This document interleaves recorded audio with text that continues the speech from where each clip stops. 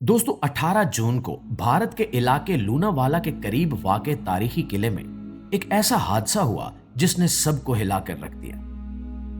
ये लोहागढ़ का किला था जहां रोजाना काफी लोग आते हैं।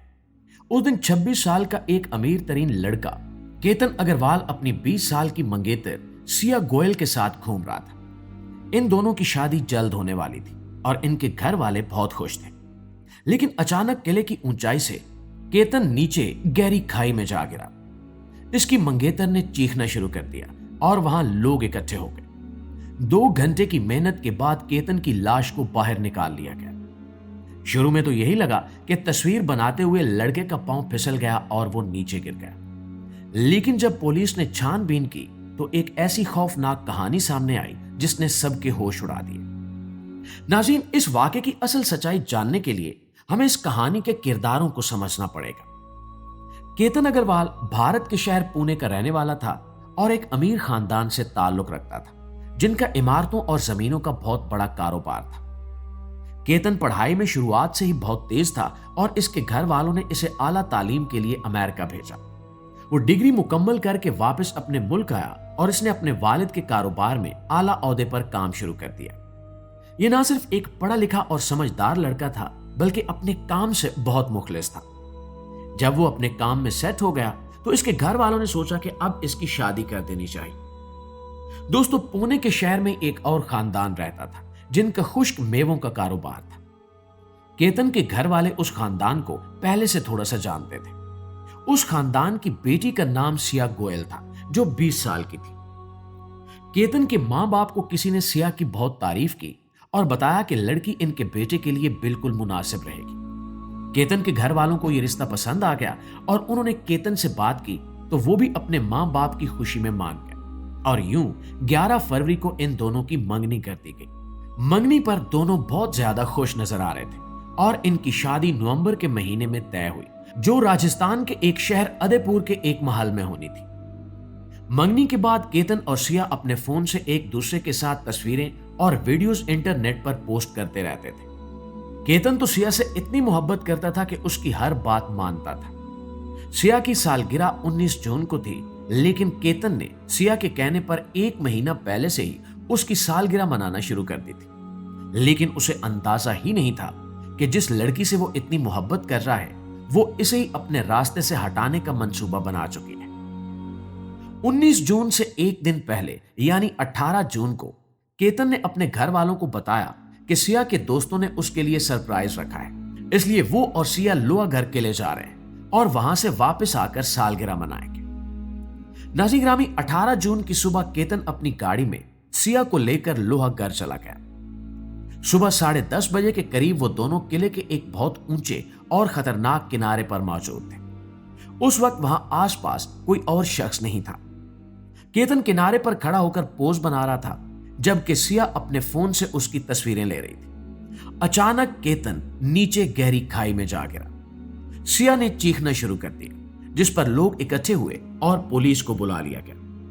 2 घंटे बाद केतन की लाश बाहर निकाल ली गई। जब केतन के मां बाप वहां पहुंचे तो जाहिर है कि उनका रो रो कर बुरा हाल हो गया। दूसरी तरफ सिया भी रोकर ड्रामा कर रही थी और उसने इंटरनेट पर लिखा कि तुमने मुझे मेरी सालगिरह के दिन अकेला छोड़ दिया।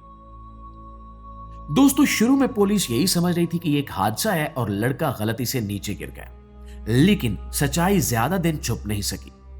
केतन की आखिरी रसूमात के बाद उसकी बहन संजना को सिया की बातों और रवैये पर शक होने लगा। जब संजना सिया से पूछती कि केतन कैसे गिरा तो सिया हर बार अलग बात बताती और घबरा जाती। इसके अलावा केतन की मौत के बाद सिया ने इनके घर आना जाना भी बिल्कुल बंद कर दिया था, जो कि बहुत अजीब बात थी। संजना ने ये सारी बातें अपने मां बाप को बताई और वो सब पुलिस के पास पहुंच गए। उन्होंने पुलिस को बताया कि इन्हें पूरा शक है कि इनके बेटे को जानबूझकर मारा गया है। नाज़रीन ग्रामी, पुलिस ने जब अपने तरीके से तफ्तीश शुरू की और सिया की जिंदगी, इसके फोन कॉल के रिकॉर्ड्स और दोस्तों के बारे में मालूमात ली तो एक ऐसा सच सामने आया जिस पर यकीन करना मुश्किल था। पुलिस को पता चला कि इस कहानी में एक और लड़का भी शामिल था जिसका नाम चेतन चौधरी था, जो असल में सिया का आशिक था। सिया के घर वालों ने केतन के मां बाप से झूठ बोला था कि सिया B.Com की पढ़ाई कर रही है, जबकि सच ये था कि सिया 12वीं में फेल हो चुकी थी और इसका पढ़ाई में कोई दिल नहीं लगता था। सिया को सिर्फ पार्टी करना, घूमना और शॉपिंग करना पसंद था। केतन एक शरीफ और पढ़ा लिखा लड़का था और सिया को लगता था कि वो केतन के साथ अपनी मर्जी की जिंदगी नहीं गुजार सकेगी। दोस्तों, सिया केतन से जान छुड़ाना चाहती थी, लेकिन मंगनी तोड़कर अपने घर वालों की बदनामी भी नहीं करना चाहती थी। इस लड़की ने अपने दिमाग में केतन को मारने का मंसूबा बनाया और अपने आशिक चेतन को भी इसमें शामिल किया। चेतन ने पहले मशवरा दिया कि हम दोनों घर से भागकर शादी कर लेते हैं, लेकिन सिया नहीं मानी। वो चेतन से भी शादी नहीं करना चाहती थी, बल्कि उसे सिर्फ इस्तेमाल करके केतन को रास्ते से हटाना चाहती थी। 18 जून को केतन की मौत से सिर्फ एक दिन पहले यानी 17 जून की शाम को सिया और चेतन एक कैफे में मिले और वहीं पर इन्होंने केतन को मारने का पूरा मंसूबा बनाया। पुलिस को सिया के फोन से पता चला कि वो कई दिनों से इंटरनेट पर ऐसे तरीके ढूंढ रही थी जिससे किसी को इस तरह मारा जाए कि वो हादसा लगे। नाज़रीन ग्रामी, उस लड़की की चालाकी का अंदाजा इस बात से लगाइए कि 25 मई को उसने अपनी एक सहेली को पैगाम भेजकर उसके शनाख्ती कार्ड की तस्वीर मांगी। जब सहेली ने पूछा कि क्यों चाहिए, तो सिया ने कहा कि शादी के मेहमानों के लिए हवाई जहाज के टिकट लेने हैं और साथ ही लिखा कि इस शादी के लिए जो कभी होगी नहीं। सिया का यह पैगाम पुलिस के लिए बहुत बड़ा सबूत बन गया। इसके अलावा जून के पहले हफ्ते में भी सिया ने केतन को मारने की कोशिश की थी। 7 जून को सिया और केतन ने शादी से पहले तस्वीरें बनवाने इंडोनेशिया जाना था और इनके साथ सिया का भाई और केतन की बहन भी जा रहे थे। 6 जून को ये चारों मुंबई जा रहे थे तो रास्ते में एक होटल पर खाना खाने के लिए रुक गए। सिया गाड़ी में वापस आई, केतन का पासपोर्ट निकाला, उसके टुकड़े किए और बैतुल खला में बहा दिए। जब वो हवाई अड्डे पहुंचे तो केतन का पासपोर्ट गायब था और यूं वो सफर मनसूख हो गया। नाज़रीन, केतन की मौत से सिर्फ 4 दिन पहले यानी 14 जून को भी सिया केतन को इसी लोहागढ़ किले में लेकर गई थी। उस दिन भी उसने केतन को किले की ऊंची दीवार के किनारे पर खड़ा किया और मौका मिलते ही उसे नीचे धक्का दे दिया। लेकिन केतन की खुशकिस्मती थी कि वो नीचे गिरने की बजाय दीवार के निचले हिस्से पर अटक गया और फौरन संभल कर ऊपर आ गया। जब सिया ने देखा कि केतन बच गया है तो उसने झूठ बोला कि तुम्हारे पांव के पास एक सांप था, मैंने डर के मारे तुम्हें धक्का दे दिया था। केतन ने उसके झूठ पर यकीन कर लिया और ये बात अपने घर वालों को भी बताई, मगर किसी ने भी यह नहीं सोचा कि सिया उसे वाकई मारना चाहती थी। दोस्तों, 18 जून के दिन जब सिया और केतन दोबारा उस किले में पहुंचे तो चेतन वहां पहले से छुपा हुआ था। चेतन ने केतन को फोन करके कहा था कि हम दोस्त मिलकर सिया को सरप्राइज देना चाहते हैं, इसलिए तुम सिया को किले लेकर आओ। केतन को जरा भी अंदाजा नहीं था कि यह लड़का सिया के साथ मिलकर इसे मारने वाला है। किले के बिल्कुल किनारे पर पहुंचकर सिया ने केतन से कहा कि तुम दूसरी तरफ मुंह करके खड़े हो जाओ, मैं पीछे से तुम्हारी तस्वीर लेती हूं। जैसे ही केतन दूसरी तरफ मुंह करके खड़ा हुआ, पीछे छुपा हुआ चेतन तेजी से बाहर निकला और उसने केतन को जोर से नीचे खाई में धक्का दे दिया। केतन को संभलने का मौका ही नहीं मिला और वो नीचे जा गिरा।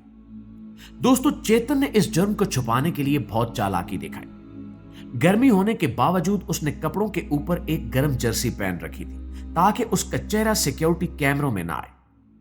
वो अपना फोन अपनी दुकान पर ही छोड़कर आया था ताकि अगर पुलिस उसकी लोकेशन चेक करे तो फोन दुकान पर ही मिले।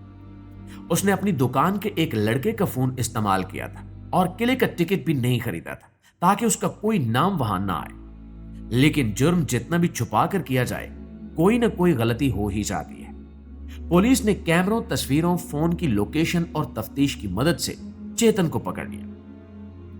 दोस्तों, चेतन के पकड़े जाने के बाद जब पुलिस ने सिया से सख्ती से पूछताछ की तो उसने अपना जुर्म कबूल कर लिया। उसने मान लिया कि उसने चेतन के साथ मिलकर अपने होने वाले शौहर को मारा था। इस वक्त सिया गोयल और चेतन चौधरी दोनों पुलिस की हिरासत में हैं और जेल में अपने जुर्म की सजा का इंतजार कर रहे हैं। और दोस्तों, इस वाक़े से हमें यह सबक मिलता है कि इंसान को सिर्फ जाहिरी सूरत और बातों पर अंधा भरोसा नहीं करना चाहिए। केतन ने जिस लड़की को सच्चे दिल से चाहा, उसकी हर ख्वाहिश पूरी की, उसी लड़की ने उसकी जान ले ली। यह वाकया आज भी हर सुनने वाले को हैरान कर देता है और मुआशरे के लिए एक बड़ा सबक है।